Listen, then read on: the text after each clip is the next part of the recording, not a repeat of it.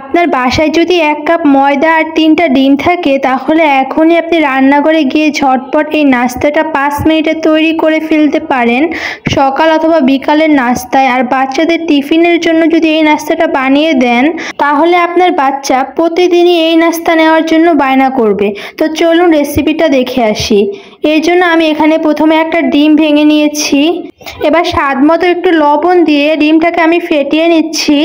এরপর আমি এখানে 1 কাপ চালা ময়দা নিয়েছি। ময়দাটা অবশ্যই চেলে নেবেন, এতে করে কোনো লাঞ্চ থাকবে না।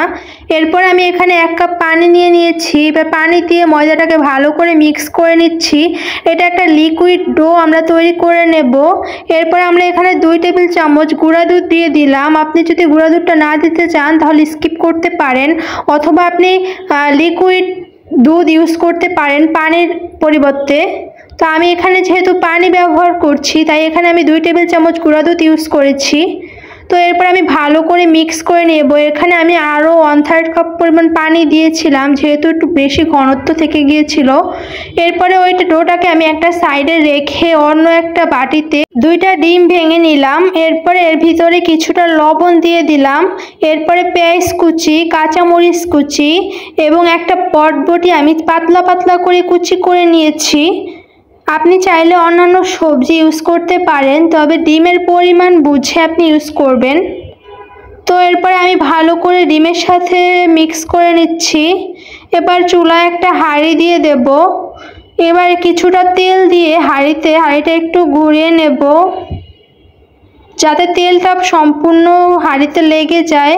আপনি চাইলে ব্রাশ দিয়েও করতে পারেন এই কাজটা। এরপর আমি ওই যে লিকুইড ডোটা তৈরি করে রেখেছিলাম ওইটা দিয়ে দেব। দিয়ে এভাবে দেখতেই পেয়েছেন আমি কিভাবে করে নিয়েছি। আপনারা এইভাবেই ঠিক একটু ঘুরিয়ে নেবেন যেভাবে আমরা পাটিসাপটা পিঠা বানিয়ে থাকি। ঢাকনা দিয়ে 1 মিনিট অপেক্ষা করব। 1 মিনিট পরে ঢাকনা তুলে উল্টে দেব।